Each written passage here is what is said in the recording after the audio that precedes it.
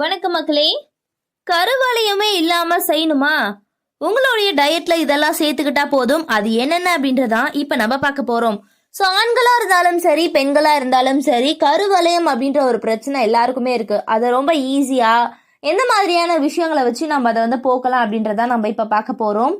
So நம்மளுடைய சருமத்துல சுற்றியுள்ள சருமம் மிக மென்மையாடுதுங்க. ஆனா சருமம் நீரிழப்பில் இருக்கும்போது தான் அந்த பகுதிகளில் கரும நிறமா மாறி நமக்கு நிறைய பிரச்சனைகளை ஏற்படுத்துது.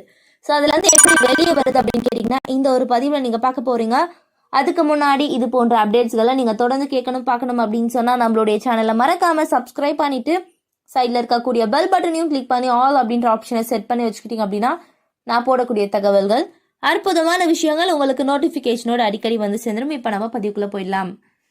ஸோ முதல் விஷயம் என்ன சொல்றாங்க அப்படின்னா, நமக்கு நிறையவே பாதிப்புகள் இருக்கு. ஸோ சருமத்திற்கு நல்ல ஒரு வித்தியாசத்தை நம்ம கொடுக்கணும் அப்படின்னு சொன்னா நம்ம தாதுக்கள், வைட்டமின்கள், கனிமங்கள் நிறைந்த உணவுகள் நம்மளுடைய கண்களுக்கு கீழே இருக்கக்கூடிய கருவளையங்களை போக்குவதற்கு ரொம்பவே பயன்படுது.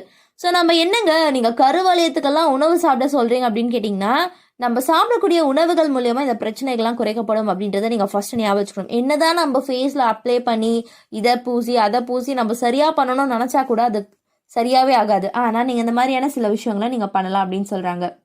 ஸோ முதல் விஷயம், அதாவது காய்கறிகள்ல தக்காளி சரும ஆரோக்கியத்துக்கு பாத்தீங்கன்னா ரொம்பவே நல்லது. சருமத்தை ஆரோக்கியமா வைத்திருப்பதன் மூலம் கண்களுக்கு கீழ் கருவளையம் வராமல் தடுக்க முடியும் அப்படின்னு சொல்றாங்க. ஸோ தக்காளியில் ஆன்டி ஆக்சிடென்ட்கள் அதிகமாக இருக்குது. மேலும் இதில் இருக்கக்கூடிய லைகோஃபின் ரத்த நாளங்களை பாதுகாக்க உதவும் அப்படின்னு சொல்கிறாங்க. ஸோ தக்காளியில் இருக்கக்கூடிய வைட்டமின் சி மற்றும் வைட்டமின் கே, பொட்டாசியம் வளமான ஒரு அத்தியாவசியமான ஒரு மூலமாக இருக்குது. இது ஆரோக்கியமான சருமத்திற்கு நன்மை பயக்குது அப்படின்னு சொல்கிறாங்க. ஸோ அது மட்டும் கிடையாது, இது ரத்த ஓட்டத்தை அதிகரிக்க செய்வதன் மூலம் கண்களுக்கு கீழ் உள்ள மென்மையான தோலை பாதுகாக்க செய்யுது. மேலும் இதுல இருக்கக்கூடிய வைட்டமின் சி ஆனது சருமத்தை பாதிக்கக்கூடிய ஃப்ரீ ரேடியேட்டர்கள்ல இருந்து பாதுகாக்க உதவுது அப்படின்னு சொல்றாங்க. ஸோ வைட்டமின்கள் நிறைந்த ஒரு விஷயமா இருக்கிறதுனால நீங்க தக்காளியை பயன்படுத்திக்கலாம். அடுத்த விஷயம், நம்ம பயன்படுத்தக்கூடிய ஒன்று தாங்க வெள்ளரிக்காய் தாங்க. அதிக நீர் சத்து நிறைந்தது வெள்ளரிக்காய். இது சருமத்தை ஃப்ரெஷ்ஷாக வைத்திருக்க செய்து.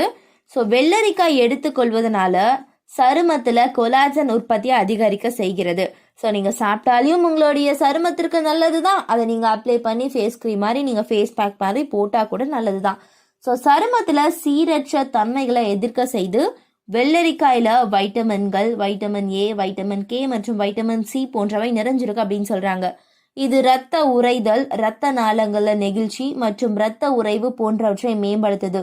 வெள்ளரி துண்டுகளை கண்களுக்கு கீழ் வைப்பதோடு மட்டுமல்லாம அதை உங்களுக்கு உள்ளுக்குள் எடுத்துக்கொள்வதன் மூலியமோ வெள்ளரிக்காயை சாலடாக அல்லது அப்படியே கூட சாப்பிடலாம் அப்படின்னு சொல்றாங்க.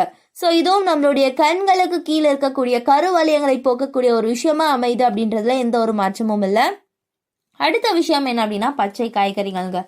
ஸோ பிராகோலி, கீரைகள், தைம் போன்ற பச்சை காய்கறிகள் வைட்டமின் கே சத்தை உள்ளடக்கியது. இது சருமத்தை நிறமாற்றம் மற்றும் வீக்கத்தை குறைக்கக்கூடிய வகையில இரத்த ஓட்டத்தை மேம்படுத்துது. ஸோ சேதமடைந்த தோல் மோசமான இரத்த ஓட்டத்தின் அறிகுறியாகும். இந்த அடர்ந்த பச்சை நிற காய்கறிகள் கீரை வகைகள்ல சிறந்த ஒரு பலனை நம்மளுடைய உடலுக்கு கொடுக்குது அப்படின்னு சொல்றாங்க. அடுத்தது நமக்கு வைட்டமின் சி தேவைப்படுது. ஸோ வைட்டமின் இ நிறைந்த உணவுகள் தோல் நெகிழ்ச்சியை பாதிக்கக்கூடிய என்சைம்களை எதிர்த்து போராடக்கூடியது. ஸோ வைட்டமின் இ பார்த்தீங்கன்னா சுருக்கங்கள் மற்றும் நம்மளுடைய வயதை உண்டாக்கக்கூடிய அந்த ஃப்ரீ ரேடியேட்டர்களை எதிர்க்க செய்து. மேலும் இது சருமத்துல கருவளையங்களை அகற்றவும் உதவுது அப்படின்னு சொல்றாங்க. வைட்டமின் இ கொண்ட எள், பாதாம், சூரியகாந்தி விதைகள், கீரைகள், பிராகோலி போன்ற சத்து நிறைந்த உணவுகளை நீங்க எடுத்துக்கிறது ரொம்பவே நல்லது அப்படின்னு சொல்றாங்க. அடுத்த விஷயம் என்ன அப்படின்னா தர்பூசணி பழம். ஸோ நீர் சத்து நிறைந்த ஒரு விஷயமா இந்த ஒரு தர்பூசணி பழம் நமக்கு இருக்கு. தர்பூசணி பீட்டா கரோட்டின் மற்றும் ஆன்டி ஆக்சிடென்ட்கள் நிறைந்தவை. இது 92% நீர் சத்து கொண்டிருக்கிறதுனால உங்களுடைய உடலுக்கு ரொம்பவே நல்லது. உங்களுடைய உடலுக்கு எவ்வளோ நல்லதோ அதே சமயம்தான் நான் சொன்ன மாதிரி இந்த கருவளையங்கள் உங்களுடைய உடல்ல எந்த பாதிப்புகள் இருந்தாலும் போயிடும். ஏன்னா உங்களுடைய உடல்ல நீர் சத்து இல்லை, நல்ல தூக்கம் இல்லை, நம்மளால ரெஸ்ட் எடுக்க முடியல அப்படின்னா கருவளையங்கள்ன்றது தானே வந்துடும். அது மட்டும் இல்லை, கூடவே டிப்ரெஷனு அது இதுன்னு சேர்ந்து வந்துடும். இதெல்லாம் நம்ம போக்கணும்னா இதெல்லாம் நம்ம சாப்பிட்டு தான் ஆகணும். தர்பூசணியில் வந்து பார்த்தீங்கன்னா வைட்டமின் பி, வைட்டமின் B6 மற்றும் வைட்டமின் சி, பொட்டாசியம், மெக்னீசியம் போன்றவை இருக்கு. கண் ஆரோக்கியத்தை அதிகரிக்கக்கூடிய ஒரு விஷயமா வந்து தர்பூசணி வந்து கிடைக்குது அப்படின்னு சொல்றாங்க. ஸோ வந்து கோடை காலங்களில் மட்டும்தான் கிடைக்கும் அப்படின்னு சொல்லிட்டு நீங்க வந்து சாப்பிடாம இருந்துடாதீங்க. அப்ப கண்டிப்பா நம்ம நிறையவே சாப்பிடணும் அப்படின்னு சொல்றாங்க. பழங்களை சேர்க்கும் போது ப்ளூபெரியை தவிர்க்காதீங்க. இதுல வந்து பாத்தீங்கன்னா omega-3, vitamin K, vitamin C மற்றும் மேங்கனீஸ் போன்றவை வந்து கொண்டிருக்கு. இது கண்களுடைய ஆரோக்கியத்திற்கு அவசியமானது. இது இரத்த நாளங்களை பாதுகாக்க உதவுகிறது அப்படின்னு சொல்றாங்க. இதுல இருக்கக்கூடிய லூட்டின் மற்றும் ஆந்தோசியன்கள் நமக்கு வந்து நிறைய வந்து பிரச்சனைகளை போக்குது, இரத்த நாளங்களை பாதுகாக்க செய்யுது அப்படின்னு சொல்றாங்க. ஸோ அடுத்த விஷயத்துக்கும் நம்ம வந்துட்டோம். நமக்கு கண்டிப்பா தெரியும் கண்களை பாதுகாக்கும் அப்படின்னா வைட்டமின்கள் தேவை. ஆனா நம்மளுடைய கண்களுக்கு கீழே இருக்கக்கூடிய கருவலங்களை போக்க காய்கறிகள் பயன்படுத்தலாம் அப்படின்னா கண்டிப்பா அங்க பீட்ரூட்டை நீங்க பயன்படுத்தலாம்.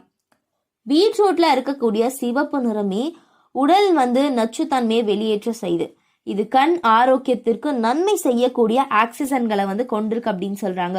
ஸோ பீட்ரூட்ல இருக்கக்கூடிய ஃபோலேட், மெக்னீசியம், வைட்டமின் சி இதெல்லாம் வந்து கருவளையம் வந்து குறைப்புல உதவுது அப்படின்னு சொல்றாங்க. தினசரி 85% வரையிலான பீட்ரூட் எடுத்துக்கொள்ளலாம்.